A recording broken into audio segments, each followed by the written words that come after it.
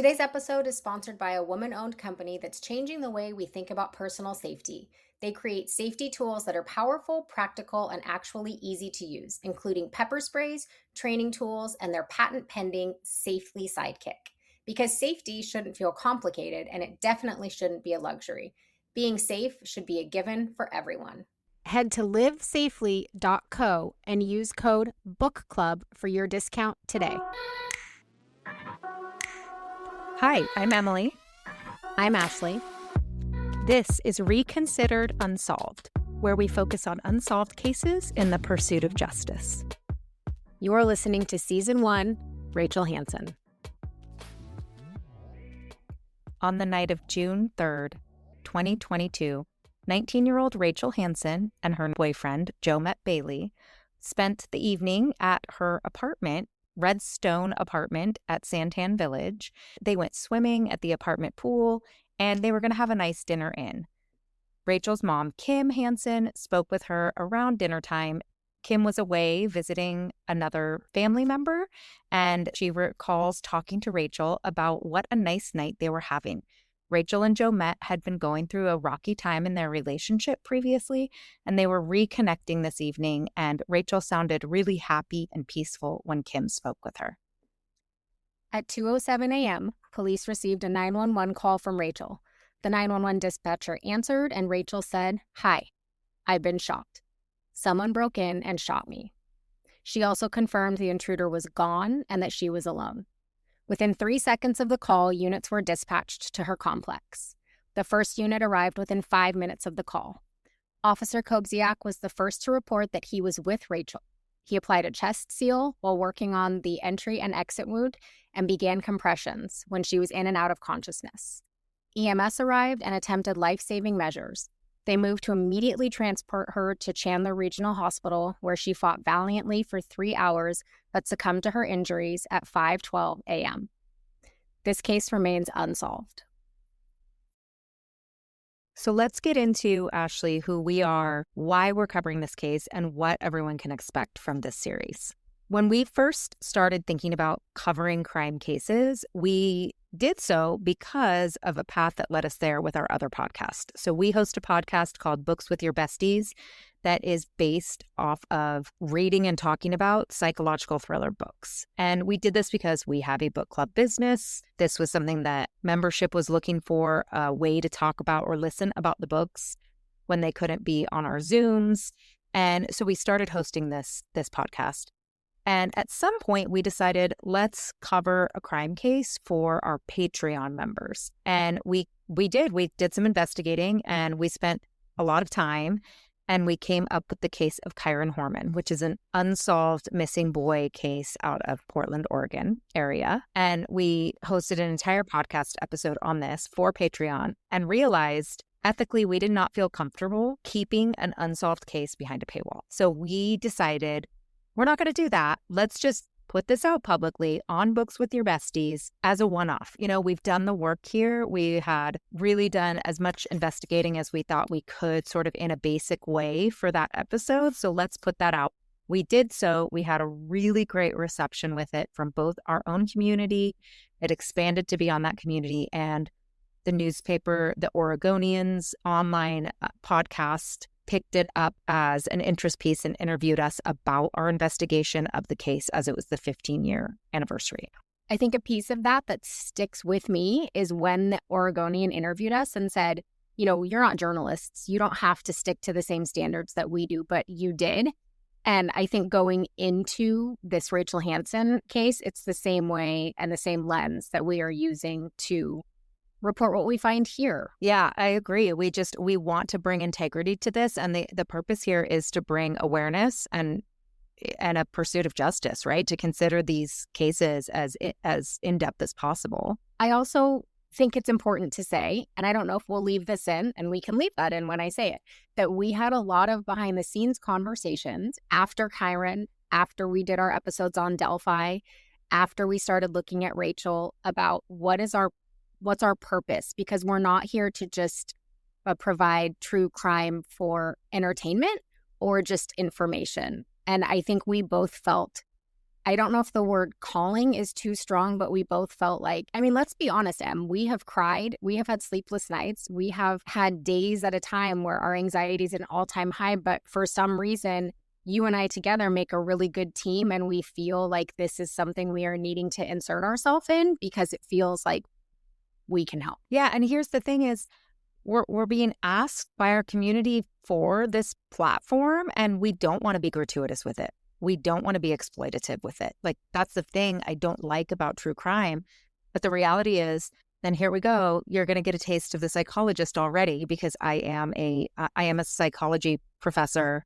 I have a PhD in psychology with my emphasis area is psychology and law. And I'll tell you a little more about that. But we really had these kind of considerations around, is this purposeful? Is this meaningful? And why do people listen to true crime episodes? I think people like extremes in every direction. We like to watch shows about luxury homes that only really, really wealthy people can afford. And we like to know about lottery winners. And we like to look at the extremes, and that includes the extreme depths of humanity too, as in these tragic crime cases and violence. And I think it sort of feeds us as humans. We want to know about people's strange addictions and eating habits and these kind of bizarre things. So anyway, I think it's really natural to enjoy listening to true crime. And I shouldn't use the word enjoy, but to be driven toward it. And we want to do this with purpose. So we decided we're going to only cover unsolved cases. And that's kind of where we started this journey. I also, through doing this with you and us knowing each other for so long, think we both have a distaste, which I think most people do, but for injustice. And when you and I have looked at these different cases that we have thought, is this one worth sharing? Should we talk about this one? There have been so many pieces in this case, in the Chiron case, in the Delphi case, where to you and I, it seems so absolutely crystal clear that this needs to be a path that is looked at, and it's not. And it just has made us hungry to share with more people. Yeah, I think too, we're going in as we're not journalists and we're not crime investigators, but we have some special skills. So I do have this psychology and law lens, and though my area of research is primarily around jury decisions and kind of courtroom decision-making processes, my area of expertise in things I've taught on kind of span a lot of topics within psychology and the legal system. So things that we'll get into in this series include eyewitness testimony and trauma and memory, and also things about reasons for crime and theories of crime. Why does crime happen? Who engages in crime? And things like psychopathy, which I know we're really interested in. And Ashley has a very special skill. Ashley, tell them about what your skill is. Well, before I share my skill, I want to say I just had this moment, and I don't know how we haven't talked about this, that, during college, I worked at a criminal defense law firm, and I got to see just the way that different populations are treated. And I think, honestly, that is initially where, for me, this interest and curiosity in our justice system and how people are treated within it came to be. I just had that realization. So here we are on the podcast having it for the first time. A little bit about me. I know people joke and say, we all have that friend that can find something about anyone. But I am going to pat myself on the back and say I truly am that person that can go down these rabbit holes and find these very odd connections in very weird places to locate people who they are connected to, the potential crimes they have committed, and how they fit into these intricately weaved stories. Ashley's skill is unparalleled. I can tell you that. She has always been able to find things that nobody else can find. And throughout our investigation of this case, and we will get into this investigation and why we are running on so little information, Ashley has found things that nobody else has found. We have details and we have information that we cannot find has been released anywhere publicly. And we want to get into it because we think that in a case like Rachel Hansen's, where there is an abundance of suspicion out there, there are a lot of different theories that people have about what could have happened. And as we troll around on social media, find pathways that we need to look at, there's very little detailed information and there's very little cohesiveness in what is out there. Justice is unlikely to be served if people do not know what they should be coming forward about. So our hope is for this case to be able to do that. I think I'll add to that also by saying We have found names, connections that other people haven't, to the point that we had a conversation with a private investigator about really what can we share, what should we share, because our goal is safety for all people. But at the same time, we feel like we have information that other people don't have that's important to bring to a community who's trying to figure out what happened to Rachel. So we're gonna do our best to give you everything we can while maintaining the integrity of this case for the police department and private investigation team, and keeping everybody safe who wants to be safe. So we have some sources that are anonymous. We have some sources that we can't verify, and we will always be sure to tell you what is conjecture, what we're uncertain about, what we think to be true, and what we know to be true, and the distinction between those. We want you to get out of this a lot of information and some questions of the path that should be taken in this case, but not biasing you and swaying you into what we've decided. As we started down this path, we're going to go do these one-off cases. So we were going to cover one case a week, 1 hour cases. And as we got into this case and became absolutely consumed by it, we realized that that's just not sufficient for this case. So we are going to put a spotlight on this case for a full season, a series with multiple episodes. We promise to shock you. We promise that you will be enraged at points. And we think that this should be brought to light more clearly, and pressure should be on investigators to keep pushing in this case. Let's get into talking about who is Rachel Hansen. So first, we're going to talk about Kim and Todd, her parents. Kim and Todd Hansen had 9 children by the time they met Rachel. They had fostered over 100 children in their home. They were very committed to helping in their community. I mean, really incredible people. And Justin Yantes, who's a private investigator who's been involved with this case, he talked about Kim and told a story about when she met Todd, that her car broke down and she had 6 children in car seats in the car. I mean, what an angel she is to just have given of herself so fully like that to children in need. Kim and Todd, I think, thought they were done adopting kids, but when they heard about Rachel and Rachel's story, they knew that that was going to be the right fit, and they were ready to take her. Rachel had grown up with a pretty traumatic childhood before the age of 6. She was abandoned by her mother, who told her she was going to the store and then never returned, sort of a classic abandonment, and was left to be raised by a man that Rachel assumed was her father or maybe her grandfather, was actually someone completely unrelated to her. And we don't know what that relationship looked like for Rachel when she was little. What we do know is that one day she came home to find that caregiver deceased. So a huge amount of trauma for Rachel, trauma that we aren't even aware of probably or sure about, but we know at 6 years old, going into the foster care system with no ties to family, she was up for adoption immediately. She went to a foster family who said they were going to adopt her.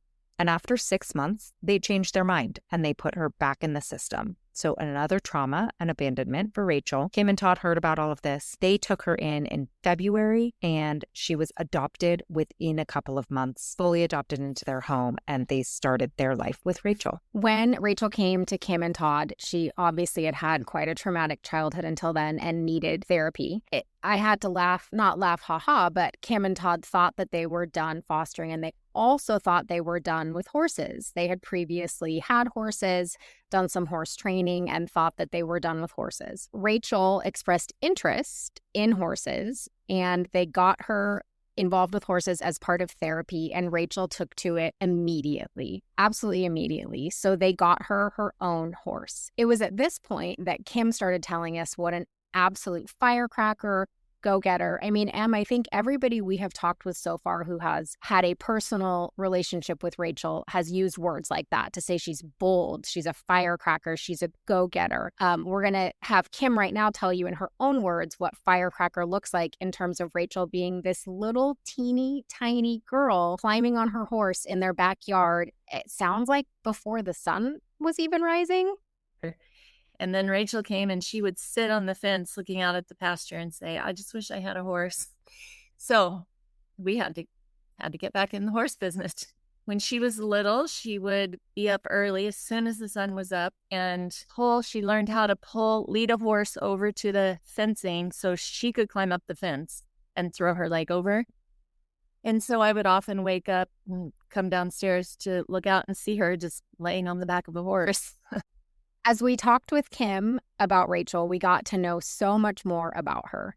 Rachel was an absolutely extraordinary athlete. She played soccer in junior high school and high school. She also did cheerleading for a while, but Kim said that wasn't the best fit. We were completely unsurprised to hear that she was the only girl on the football team. Rachel reported to Kim that she was the manager of the wrestling team, but Kim went on to tell us about how Rachel would come home and she'd have these stories about the wrestling team and she would always be with the team, and that maybe she was actually wrestling and not just the manager of the team. Because Rachel was such a go-getter, she graduated early from high school. And when we say early, she was almost 17. She actually had a scholarship to go to college. She had earned what Kim said to us was a full scholarship and seemed pretty excited to do that, but decided kind of last minute, it sounded like, that she wanted to remain closer to home and kind of get started on the next phase of her life. She seemed really hungry to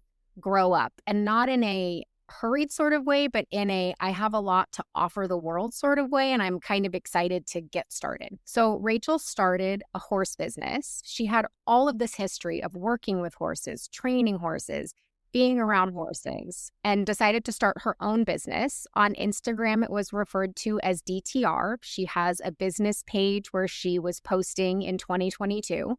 Sadly, her last post was in May of 2022. She was training horses for other people. And while doing this, kind of, I don't want to say secretly, but kind of on the down low, she didn't tell anyone and put herself through real estate license training. Kim made sure to tell us she did this on her own. She found the program, she paid for the classes. Kim said she studied so hard for the tests and she passed, and she had her real estate license. Of course, her goal was to help people navigate buying and selling horse-related properties. This should not surprise anyone. She also had her own horse. I think one of the things when Kim sent us a bunch of photos and videos of Rachel was that Rachel was an absolute animal fanatic. I'm sitting here right now, Emily, thinking, did she send us any pictures of Rachel where she's not with an animal? She was either with a dog. I think there's one with a duck. She's surrounded by horses. Rachel was completely obsessed with animals, and it seemed like she had a very special relationship with her own horse,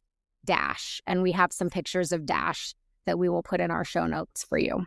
Rachel's love of horses had continued throughout all of her life, and she was a barrel racer. And I'll tell you what barrel racing is, Ashley, because I didn't know. So I went and I looked. Barrel racing is basically where in an arena, it's a speed race where you are going around these barrels. And if you hit a barrel with your horse, you get a deduction in time. And literally people are going so fast in this that often like the winner wins by like a tenth of a second because it is just so tight. So it's these, if you look at photographs, it's like they're almost sideways on these horses going around barrels in this arena. So she was pretty amazing to be brave enough and bold enough to be a barrel racer. She also got really into training young horses. So horses around the age of 1 go from a foal to a yearling. And in those early years, 1, 2, 3 years old, that is a time for trying to break or train a horse. And it's a very complex process. And Rachel was very gifted at this. So it was something that she could offer people in the horse world.